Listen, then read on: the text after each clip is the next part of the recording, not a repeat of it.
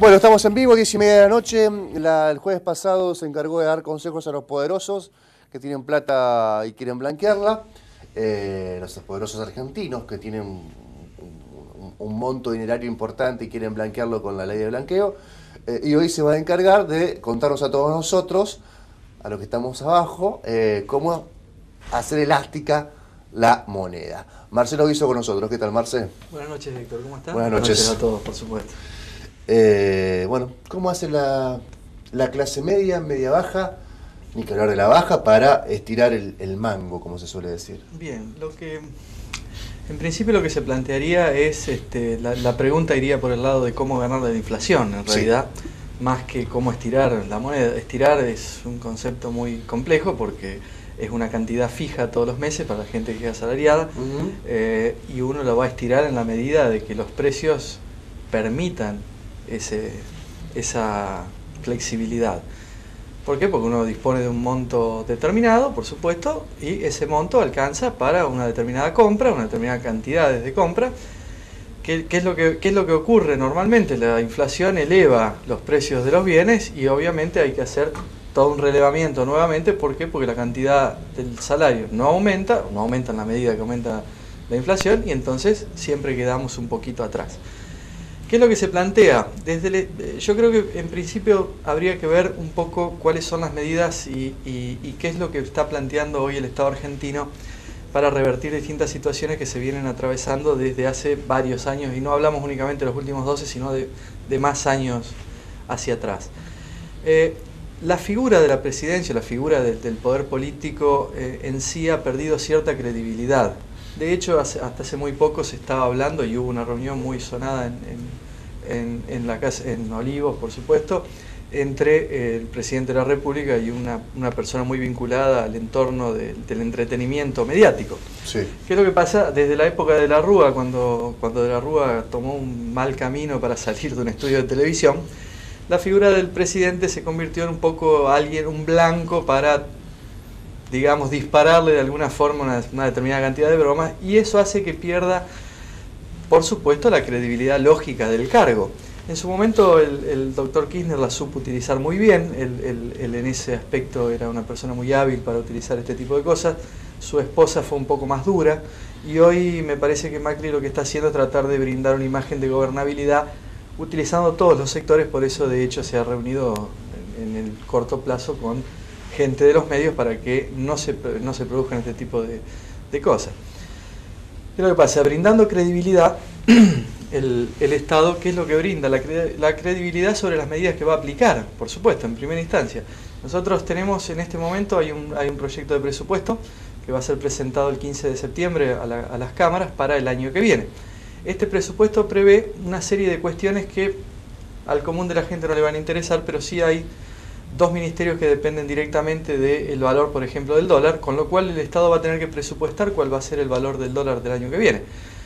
En ese presupuesto el valor del dólar va a subir un 10%, es decir, se va a ubicar en la franja del 16 pesos 50, hoy está en 15, con lo cual apostar a una moneda extranjera, apostar a la tenencia de dólares para paliar la inflación, solo nos brindaría un 10% de aumento en cuanto al capital que nosotros podamos respaldar. Si estamos hablando de una inflación promedio en los últimos meses de 4 o 5%, va a ser prácticamente imposible. Ahora, ese mismo presupuesto también está previendo que a partir del mes de septiembre de este año, y no estoy hablando únicamente del año 2017, estamos hablando de septiembre de este año, el mes que viene, la inflación medida va a rondar el 1,5%. Si esto es real, es un cálculo simple, al año una inflación interanual daría un 18%. Si apostamos al dólar y estamos hablando de que el dólar va a tener un 10% de aumento, obviamente con el aumento del dólar no vamos a paliar el efecto de la inflación, vamos a quedar un 10% hacia abajo, ¿sí? O un 8% en realidad. Teniendo en cuenta la movilidad, el dólar es una moneda en este momento que tiene una estabilidad residual por todo lo que es la venta de cereales en el exterior, entonces eso hace que tenga cierta paridad en este momento. Puede dispararse o no dependiendo de las medidas que tome el gobierno y de cómo va a salir todo el tema del blanqueo de capitales que estuvimos hablando la semana pasada. Por supuesto, si entran los 35.000 millones que el Estado está esperando, el dólar lógicamente va a bajar su cotización, no se va a ubicar en la franja de los 16, se va a ubicar más abajo.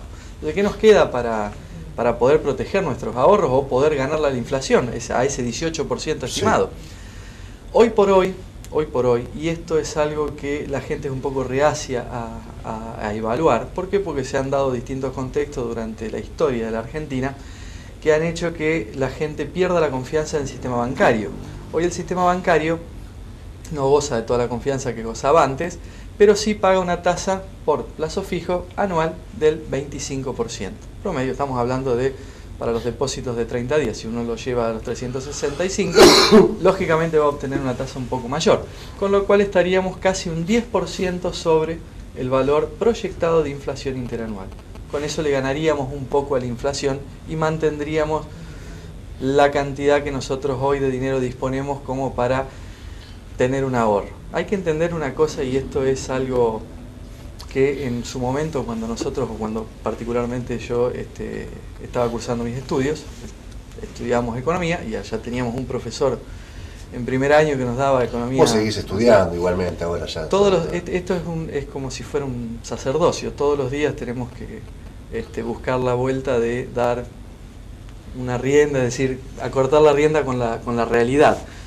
Entonces sí, lógicamente se estudia, pero en aquella época nosotros hablábamos y fue un tema de gran debate, me recuerdo, de la formación de los capitales, cómo se forma la moneda o cómo se forma el capital de un país, ¿sí? Hay una emisión monetaria que es la que realiza el gobierno. No vamos a entrar en la creación en detalles puntuales, pero sí podemos hablar de que si nuestro Estado crea 100 millones de dólares o emite por 100 millones de dólares, por 100 millones de pesos, lógicamente esos son los que van a girar. Hay que pagar los sueldos para pagar todo, es decir, en una rueda hay únicamente 100 millones de pesos. Y acá está lo importante, porque la gente cree que el ahorro, y en realidad si uno lo tiene en cuenta de esa forma, el ahorro es una salida de capitales que se pierde para inversión. Ahora bien, si el ahorro yo lo saco, lo guardo bajo la cama, con lo cual no voy a obtener absolutamente ningún beneficio más que tenerlo en el colchón, al resguardo, voy a perder ese 18% de inflación. Sí estoy sacándolo del sistema y el aparato productivo no va a contar con ese dinero para producir. ¿Qué es lo que pasa? Si yo, en realidad, en vez de ponerlo debajo del colchón, lo vuelco a una entidad bancaria y lo deposito, ese banco genera a su vez una creación secundaria o terciaria de monedas. ¿Por qué? Porque toma lo que yo deposité, porque obviamente lo deposité por un plazo determinado, y lo presta a un tercero generando una movilidad y una mayor cantidad de dinero. Lo mío lo sigo teniendo y el tercero que asume el préstamo también va a tener una cantidad de dinero. Pero también una tasa alta, Marcelo. Por supuesto que la tasa va a ser más alta que la que me paguen a mí por el plazo fijo. Y el dinero tuyo es un dinero denominado pasivo, y el dinero que pide tal vez un productor es para... Ahí está el tema. Mi dinero, para dinamizar la economía. Yo lo voy a considerar como un pasivo porque estoy protegiendo un ahorro frente a un escenario inflacionario. Pero ¿qué es lo que pasa? En realidad no es pasivo porque el banco deposita una cantidad que se denomina encaje. Esto es un término que también estuvo muy en boga durante los últimos años, que se habló del encaje bancario, que es la reserva que todos los bancos depositan en el Banco Central para responder a los depósitos que tienen efectuados, por supuesto. Eso es a grosso modo. Existen porcentajes, hay una legislación especial, estamos tratando de hablarlo en lo más simple posible. Ahora, una vez que está descontado ese encaje, el banco se ocupa de ubicar el restante de dinero hasta que en algún momento me lo tenga que devolver a mí. Eso lo presta, en realidad es un capital que vuelve a ser activo una vez que el banco deposita el encaje y la diferencia la vuelve a prestar. Ahí se vuelve a generar una cantidad de dinero, esta persona o cualquier persona lo recibe y lo reinvierte en su industria, en el campo, en lo que la persona... Es interesante. Estamos hablando igualmente de un nicho poblacional con mínima capacidad de ahorro, digamos, para Sí, por supuesto. Estamos hablando de, primero, tenemos que tener la disponibilidad de poder hacerlo. No todos conocemos el sistema financiero como para decir, bueno, vamos a invertir en la bolsa, que es algo que un país desarrollado, incluso en políticas jubilatorias utiliza, como por ejemplo Estados Unidos, tiene aparte de su sistema de retiro, tiene una serie de inversiones. Los particulares realizan una serie de inversiones de carácter financiero, en empresas, en bonos, en bolsa, en lo que sea, para cubrirse el día de mañana cuando se retire y deje de ejercer su actividad normal. Esto es una práctica común en un montón de países. Nosotros no estamos acostumbrados y creo que es una vuelta de tuerca que nos podría servir para reactivar una economía y que si la gente un poco pierde el miedo a realizar esto, no solo se va a ver beneficiada en algún momento, sino que vamos a beneficiar a toda la economía. Esto no quiere decir que después vayamos a un régimen de AFJP como ya lo hubo, pues más de uno va a decir ya tuvimos un ensayo de todo esto. ¿Qué es lo que pasaba? Nosotros no invertíamos nosotros contratábamos una administradora que se ocupaba de invertirlo por nosotros, ¿sí? Llegado el momento, el Estado decidió que se volvía el régimen de reparto y que estos regímenes de FJP le estaban dejando una ganancia excesiva a las empresas que administraban los fondos y no a los jubilados. Y bueno, se dio todo lo que se dio durante, en su momento, el traspaso de vuelta al régimen de reparto y la utilización del dinero de las jubilaciones para otro tipo de inversiones. Es decir, no tenemos que olvidarnos que mucha parte de ese dinero, incluso el día de hoy, del ANSES, está invertido en bonos del Estado, en deuda del Estado. El Estado se lo está debiendo al ANSES, ¿sí? Sí. Y estamos hablando de que comenzamos a transitar un contexto de una reparación histórica a los jubilados, que es lo que está tratando de mostrar el Estado, que todo esto en cierta forma no va a volver a suceder y que hay que tener cierta confianza.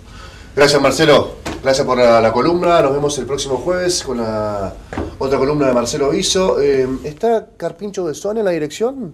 Le pedimos un breve corte, por favor.